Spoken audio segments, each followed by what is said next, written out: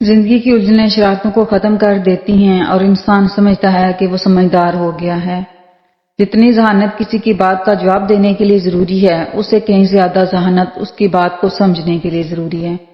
اللہ بے خبر نہیں ہے، وہ واقف ہے تمہارے صبر سے۔ اپنے الفاظ کا غلام بننے سے بہتر ہے اپنی خاموشی کے حکمران بن جائیں۔ اچھی زندگی بس وہ لوگ گزارتے ہیں جو کامیابی کے نشے سے اپنے دماغ کو اور ناکامی کے صدمے سے اپنے دل کو متاثر نہیں ہونے دیتے۔ زندگی بہت خوبصورت ہے اگر امیدیں صرف اللہ سے وابستہ کر لیں۔ کوئی چاہے کتنا ہی خوبصورت ہو لیکن اگر مخلص رہنا نہیں جانتا تو کچرا ہے۔ جس کو تم سے سچی محبت ہوگی وہ تم کو فضول اور ناجائز کاموں سے روکے گا۔ جب بہترین کی خواہش ہو تو اللہ کی طرف دیکھو، اپنی خواہشات کی طرف نہیں، کیونکہ ہم نہیں جان سکتے ہمارے لیے کیا اچھا ہے مگر اللہ جانتا ہے۔ جہاں عزت، سچائی، خلوص نظر آئے وہاں دوستی کا ہاتھ بڑھاؤ، ورنہ تمہاری تنہائی تمہاری بہترین ساتھی ہے۔ اگر لوگ تم سے متاثر ہو رہے ہیں تو تکبر نہ کرو، شکر ادا کرو اپنے رب کا جس نے تمہارے عیب چھپا کر لوگوں میں معزز بنا رکھا ہے۔ جو انسان یہ سمجھتا ہے کہ اللہ جو کرتا ہے وہ ہمارے لیے بہتر ہوتا ہے، وہ کمال کا ایمان رکھتا ہے۔ جسے تقدیر پر یقین ہوتا ہے وہ اپنے اوپر نازل ہونے والی مصیبتوں سے نہیں گھبراتا۔ سب کچھ اللہ پہ چھوڑ دو کیونکہ اللہ کا فیصلہ ہی حق کا فیصلہ ہوتا ہے۔ کسی کو اداس پاؤ تو نصیحت کرنے کی بجائے اسے سن لیا کرو، احساس سے، محبت سے، بنا کسی غرض کے۔ زیادہ سوچنا انسان کو ختم کر دیتا ہے، بس دعا کرو اور اللہ پر چھوڑ دو۔ جب تم بغیر کسی وجہ سے خوشی محسوس کرو تو یقین کر لو کہ کوئی نہ کوئی کہیں نہ کہیں آپ کے لیے دعا کر رہا ہے۔